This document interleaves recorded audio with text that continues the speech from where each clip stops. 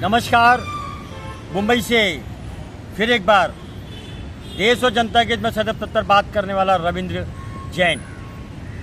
अजब गजब कानून है और अजब गजब नेता है, अजब गजब शासन प्रशासन की सोच है। भ्रष्टाचार करने वालों को छूट है, करप्शन करने वालों को छूट है, लूटने वालों को छूट है, मिलावट करने वालों को छूट है। हर भ्रष्टता को जोर देने पर करने पर छूट है, लेकिन पकड़ा किसको जाता है? जो थूक रहा है उसको पकड़ के जुर्माना वसूल कर रहे हैं, जेबें खाली कर रहे हैं। क्लीनअप मार्शल भर चुके हैं सब जगह। बच्चों को पकड़ रहे हैं छत्रपति शिवाजी महाराज टर्मिनल पर, कुलाबा पर। जबकि मजे की बात देखिए, कोई सड़क बराबर नहीं है, गड्ढे, टूटी हुई, उखड़ी हुई, और वहाँ पर क्लीनअप मार्शल कितनी होशियारी से अपनी ताकत दिखा रहे हैं, लोगों को पकड़ रहे हैं। झुंडे का झुंडे खड़ा हो गया है, क्योंकि बिना मेहनत के माल आ रहा है। बीएमसी को भी बिना मेहनत के माल कमाना है, जैसा कि उनकी नाम खराब है और उन्हीं के ये फैलाया हुआ जाल है। बिना मेहनत के माल कमाओ। मुंबई को बदनाम करने वाले मुंबई बीएमसी और बीएमसी के अंदर बैठे हुए ज़्यादातर लोग वसूली का खेल खेलते हैं। सीएम देवेंद्र फडणवीस से विनती करता हूं, आप योगी स्टाइल में आ जाइए। कर्मचारी से लेकर अधिकारी तक, बड़े बड़े नेताओं तक, बहुत लंबी भ्रष्टाचार की लिस्ट है इनकी। इनके रिसोर्ट हैं मुंबई में, छोड़ो, हर अलग अलग नामों से इनके फ्लैट हैं। और इनके गांव में जाओ आप, महल बने हुए हैं अलग अलग नामों से। रोज का हफ्ता चाहिए इन्हें मोटा। अरे देवेंद्र फडणवीस जी, योगी स्टाइल में काम करिए, वरना ये बम्बई को भी संभल बना देंगे यहीं के वसूलीबाज नेता, शासन प्रशासन के लोग। इनमें देशभक्ति नहीं है, ये लूट भक्त नेता हैं, लूट भक्त हैं। शासन प्रशासन में ज़्यादातर बैठे हुआ लूट भक्त, देशभक्त नहीं, लूट भक्त। और जब मेरा चैनल चलता है किसी विषय को लेके तो उसमें कमेंट्स देने वाले गालियां भी लिखते हैं, पता नहीं क्या क्या लिखते हैं, तो हमें कोई फर्क नहीं पड़ता है। ऐसे देशद्रोही गद्दारों से कोई फर्क नहीं पड़ता है। हमें गालियां दो, धमकियां दो, हमें कोई फर्क नहीं पड़ता है। लेकिन इतना जरूर है, महाराष्ट्र में जो भी गलत करेगा उसके खिलाफ आवाज़ अब उठेगी। अब तक तो मुंह बंद कर दिया जाता था लोगों का, उनको मार दिया जाता था, उनको काट दिया जाता था। लेकिन कितना काटोगे, कितना मारोगे, अति का अंत बुरा होता है। जैसा यूपी में चलता था, जब जिसके पहले सीएम योगी आदित्यनाथ नहीं थे, जो सीएम उसके पहले थे, वहाँ यही चलता था। आवाज़ उठाने वाले को मार दो, काट दो, मुंह दबा दो, ज़मीनें खा जाओ सरकार की। अंधेर गर्दी चौपट राज चलता था। अब टाइम बदल गया, समय बदल गया। आगे सनातन का शेर योगी आदित्यनाथ सत्ता पे आ गए, यूपी का पूरा पद संभाल लिया और अब ऐसी सफाई करना शुरू कर दिया है, ठोक देते हैं डायरेक्ट, गंदगी साफ। मिलावट करने वाले को ठोका, गुंडागर्दी करने वाले को ठोका, वसूलीबाजों को ठोका, हफ्ताखोरों को ठोका। इतनी बढ़िया सफाई कर दी और यूपी को एक प्राचीन उत्तम प्रदेश, संस्कृति का गढ़ बना दिया। आज कुंभ मेला चालू है। उनके विरोधी तो रहेंगे ही, क्योंकि वो अच्छा काम कर रहे हैं। हर अच्छा काम करने वाले के पीछे विरोधियों की भीड़, भेड़ियों की भीड़ लगी रहती है। मजबूत नेता हैं योगी आदित्यनाथ सीएम। वो जब से आए हैं वहाँ के नेताओं को खाने को नहीं मिल रहा है, शासन प्रशासन भूखा मर रहा है, खाने को नहीं मिल रहा है। वसूली को पूरा बंद कर दिया। दमदार, असरदार, जोरदार सरदार योगी आदित्यनाथ ने। अब बारी है मुंबई के सीएम देवेंद्र फडणवीस की। सख्त कदम तो उठाना पड़ेगा।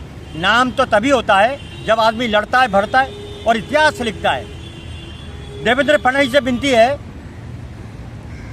कि छत्रपति शिवाजी महाराज टर्मिनल और कुलाबा के साइड जहाँ जहाँ ये क्लीनअप मार्शल हैं, ये बीएमसी के लगाए हुए हैं, वो भी जेब भरते हैं, इन्हें भी जेब भरना है। ऐसे लोगों को पकड़ते हैं जिनकी जेब में है ही नहीं, फिर भी कैसे न कैसे मोबाइल में सब कर लेते टारगेट, झुंड का झुंड। तो देवेंद्र फडणवीस जी, पहले छत्रपति शिवाजी महाराज आइए और वहाँ सड़कें देखिए आप। पहले सड़कों में गड्ढे हो रहे हैं, ऑलरेडी गंदगी है, और ये खुद गुटखा खाते हैं। फेरी वालों को तो हटाइए। देश के लिए काम करना एक पुण्य का विषय है, एक इतिहास लिखने का विषय है, लेकिन देश के लोगों को परेशान करना, हैरान करना, शासन प्रशासन की मिली भगत से उनको लूटना, ये बहुत बड़ा पाप का एजेंडा है। देवेंद्र जी से विनती करता हूँ, आप योगी स्टाइल में उतरिए, नीट एंड क्लीन बात करिए और इतिहास रचिए, क्योंकि लोगों को उम्मीद है आपसे कि आप करप्शन मुक्त बम्बई करेंगे, ड्रग्स मुक्त बम्बई करेंगे, नशा मुक्त बम्बई करेंगे, मिलावट मुक्त बम्बई करेंगे। बहुत कुछ है बम्बई के अंदर। यहाँ तो ऐसा चलता है मिशन टारगेट पूरा करो, बाकी कुछ नहीं। जनता को हर तरह से हैरान किया जा रहा है, कोई सुविधा नहीं, लेकिन हैरान करना है। किसी को भी कहीं जाना हो, आम आदमी को जल्दी से उसको टारगेट पूरा नहीं होता है, वो परेशान हो जाता है, ये डॉक्यूमेंट्स लाओ, वो डॉक्यूमेंट्स लाओ। लेकिन ये क्लीनर मार्शल बिंदास कपड़ा पहन लिया, बीएमसी का वर्दी पहन लिया और लूटना चालू। जैसे बॉर्डर पे जाके सुरक्षा कर रहे हैं देश की, लूट रहे हैं, जम के लूट रहे हैं, क्लीनर मार्शल लूट रहे हैं, पार्किंग, कार पार्किंग के नाम पे लूटा जा रहा है, गले में मशीन लटका के लूटा जा रहा है। देवेंद्र जी, आपके ऊपर बहुत सारा विषय है, लेकिन मेरी बातों पर भी गौर करिए। छोटा चैनल जरूर है, इस चैनल पर सिर्फ गालियाँ ही आती हैं कमेंट्स के अंदर, लेकिन बात बड़ी मजबूती की और सच्चाई की है। आदत खराब कर रहे हैं आप क्लीनर मार्शलों की। ये लूट का इनको अगर चस्का लग गया तो दिक्कत हो जाएगी बहुत। लूट रहे हैं, भीड़ इकट्ठी करके लूट रहे हैं, पकड़ रहे हैं। पहले सड़कें बना दीजिए ग्रेनाइट की, फिर देखिए, और बोर्ड लगाइए, थूकदान लगाइए, कोई सुविधा नहीं। मैं मुंबई उच्च न्यायालय से विनती करता हूं, वसूली बंद नहीं होगी, मिलावट बंद नहीं होगी, लूटमार बंद नहीं होगी, लेकिन क्लीनर मार्शलों की वसूली जोरों पे चालू होगी। जनता को सुविधा नहीं, जनता को शांति नहीं, लेकिन लूट क्लीनर मार्शलों की चालू रहेगी। मिशन टारगेट, मुंबई का नाम खराब करने वाले ऐसे लोगों पर सीएम देवेंद्र फडणवीस से विनती करता हूं, कार्रवाई करें, वरना सत्ता तो आती है जाती है, कब समय बदल जाए किसी को कुछ नहीं मालूम। पावर और सत्ता का अहंकार न करें कोई भी मंत्रीगण और कोई भी शासन प्रशासन में बैठे हुए लोग। ये पावर आपकी पावर से ज़्यादा सबसे बड़ी पावर ऊपर बैठी हुई है, उस पावर से डरें। ये पावर आप लोग जो जनता के ऊपर गलत तरीके से यूज कर रहे हो, उन्हें लूट रहे हो, नंगा कर रहे हो, फिर याद रखो ऊपर दे रहे, उसकी पावर भूकंप के रूप में, धरती फटने के रूप में, बहुत बड़ी घटनाओं के रूप में आप मुश्किल खड़ी कर दोगे। आप जनता को मुश्किल खड़ी करोगे, जनता आपको बद्दुआ देगी और ऊपर वाला आपको बराबर से बैलेंस कर देगा। ऊपर देर है, अंधेर नहीं। इसलिए जनता को मत लूटो, पहले जनता को सुविधाएं दो। जनता से अगर बिजली का बिल लेट जमा होता है तो टैक्स लगा देते हैं, पेनल्टी मार देते हैं। कोई किसी काम के लिए जाते हैं तो डॉक्यूमेंट्स लगते हैं, पढ़ाई करने आते हैं तो डिग्रियां लगती हैं। कितने सारे जनता के ऊपर थोप दिए हैं, इतनी टेंशन थोप दी है, लेकिन इन नेताओं को नेतागिरी करने के लिए कोई डिग्री नहीं। 2-4 मर्डर कर दो, चोर चक्कागिरी कर लो, दारू की बोतल ले लो, बार बोतल और वसूली में घूम लो और बन जाओ नेता। ये नेताओं की डिग्री है। अरे शर्मनाक विषय है भारत के लिए। ये योद्धाओं का भारत है, छत्रपति शिवाजी महाराज का ये भूमि इतना पवित्र है, और यहाँ पर लुटेरे वसूलीबाज लोगों को लूट रहे हैं, हर किसी रूप में लूट रहे हैं। नेता कहता है हम किसी से कम नहीं, लेकिन चाइना माल की तरह नो गारंटी वाले, उनमें कोई दम ही नहीं है।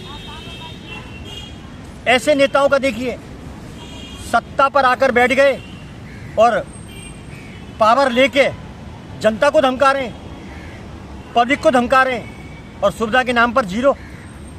हर सुविधा नेताओं को मिलती है, फ्री।